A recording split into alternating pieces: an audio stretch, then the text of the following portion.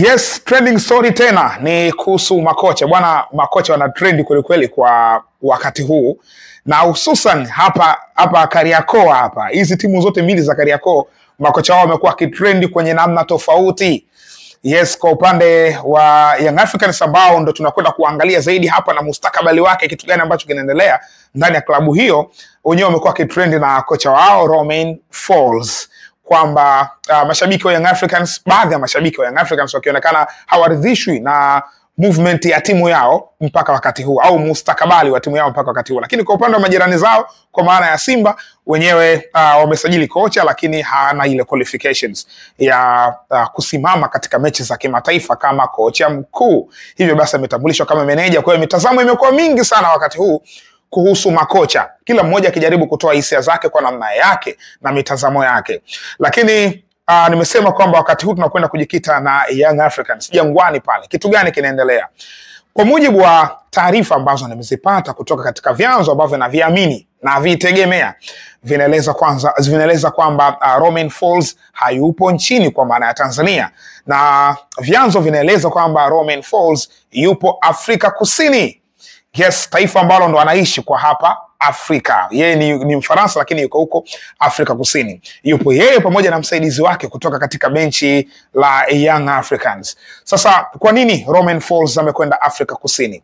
Taarifa ambazo nimezipata ni kwamba Young Africans wameachana na Romain Folz, ingawaje baadhi ya vyanzo vinaeleza kwamba Romain Folz ameondoka Afrika Kusini kutokana na mustakabali ambao unaendelea kati yake yeye na Young Africans, kwa maana ya kutokuaminika, lakini bado hawajamalizana. Kwa hiyo kuna vyanzo viwili vinaeleza vyote kwamba kocha kikubwa hayupo Tanzania, vinaeleza hivyo. Lakini kwenye kumalizana au kutokumalizana ni swala la muda tu. Urasmi utatoka kwenye klabu au upande wa kocha. Tunasubiri taarifa rasmi ambayo itatoka kama ni upande wa klabu au kwa upande wa kocha. Lakini so far tunapozungumza, baadhi ya vyanzo vyangu ambavyo naviamini vinaniambia kwamba Young Africans wanatafuta kocha mwingine. Yes, iko hivyo. Na kocha ambaye anatajwa kwamba wamemweka katika target kubwa, yani maana yake kocha ambaye anamtaka Young Africans wanamjua. Unajua tofauti na Romain Folz. Romain Folz walimpata baada ya kutumwa CV. Baada ya kuondoka Miloud Hamdi, CV zilitumwa wakampata Romain Folz, waliona huyu anastahili kwa kikosini. Lakini kwa wakati huu kocha ambaye wanamhitaji wanamjua Young Africans. Kocha huyo ni Sead Ramovic.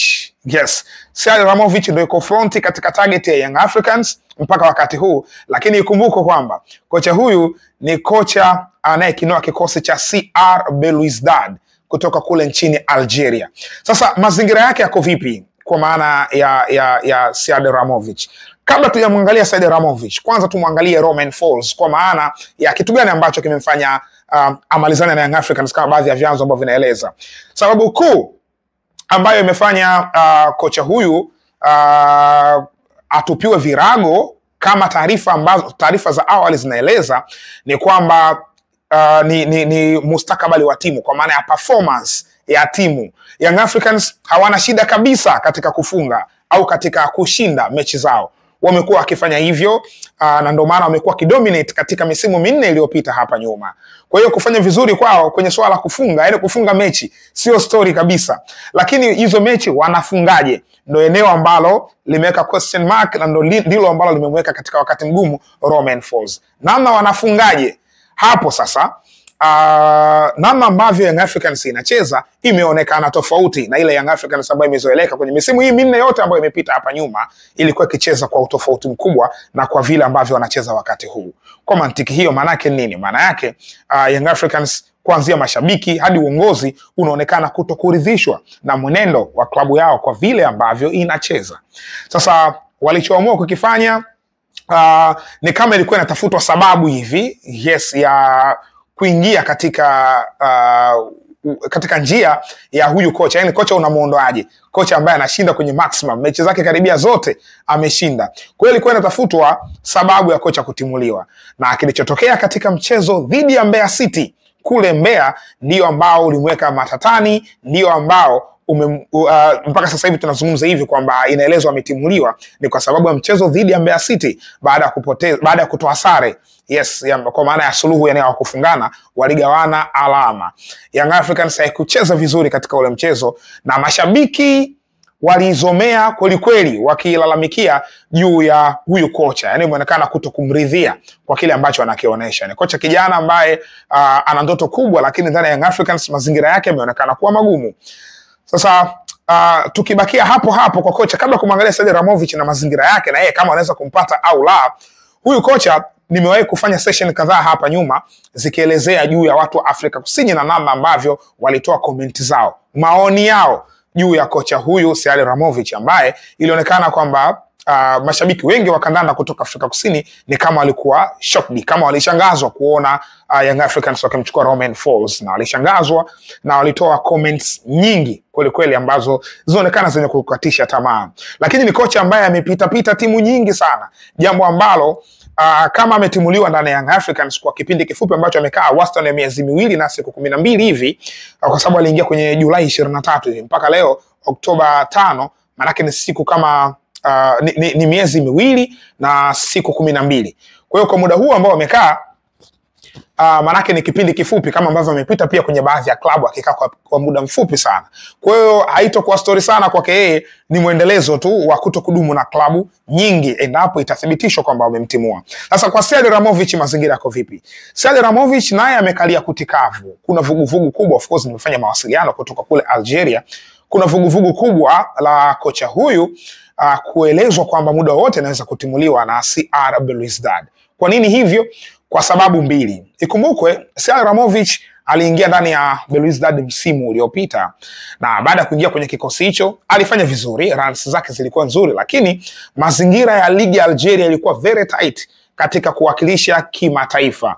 Maana yake katika zile slot ambazo wako nazo, wao wana nafasi 4 za kuwakilishwa katika michuano ya kimataifa.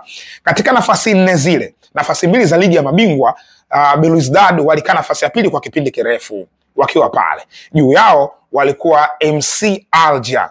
Yes. Sasa MC Alger kuwa pale, nyuma yao ni CR Belouizdad. Sasa ilichotokea, CR Belouizdad alikaa kwenye nafasi ya pili kwa kipindi, lakini mchezo wa mwisho kabisa ndio ulikwenda kuwatoa nafasi ya pili kwenye msimamo, na alienda mpaka nafasi ya 3. Mchezo huo CR Belouizdad walicheza dhidi ya Olympique Akbou, timu ya zamani ya Romain Folz ya kule Algeria. Kwa hiyo baada ya kucheza ile mechi walitoshana nguvu, walienda suluhu 0-0. Matokeo yale yaliwafanya uongozi na mashabiki wa Belouizdad kuto kufurahishwa kuona timu yao inapoteza nafasi ya pili ambayo walikuwa na uhakika kuipata. Wakati huo mpinzani wao wa karibu ambaye ni JS Kabylie, yeye ndo akaenda nafasi ya pili. Kwa hiyo ni MC Alger bingwa na JS Kabylie nafasi ya pili, na CR Belouizdad ilimaliza nafasi ya 3 ambayo wanatakiwa kushiriki michuano ya kombe la shirikisho Afrika. Mbali na hapo, katika eneo la msimu huu, yani baada ule msimu kuisha, ni kama waliona okay, ewala huu msimu umeisha, twende katika msimu mwingine. Ndio msimu huu sasa wa 25-26. So far tunapozungumza, CR Belouizdad wapo katika nafasi ya 12 katika ligi yenye timu 16.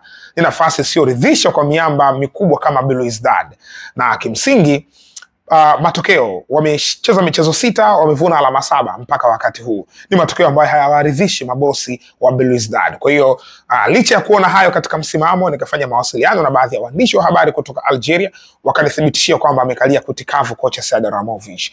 Kwa mantiki hiyo, kuna uwezekano mkubwa Said Ramovic akatimuliwa, na akitimuliwa inaonekana away ni Young Africans, inaonekana hivyo. Sasa mambo mengi yanaendelea kwa wakati huu. Ikumbuko rais wa Young Africans kwa sasa yupo nchini DR Congo, jijini Kinshasa kwa ajili ya mkutano wa CAF. CAF wanafanya mkutano wao kule Kinshasa, General Assembly ile ya CAF ambayo inafanyika kesho. Yes, na wako kule viongozi wengi. Hata nilimposti hapa makamu wa rais na rais wa TFF Wallace Karia wako kule pamoja na yeye.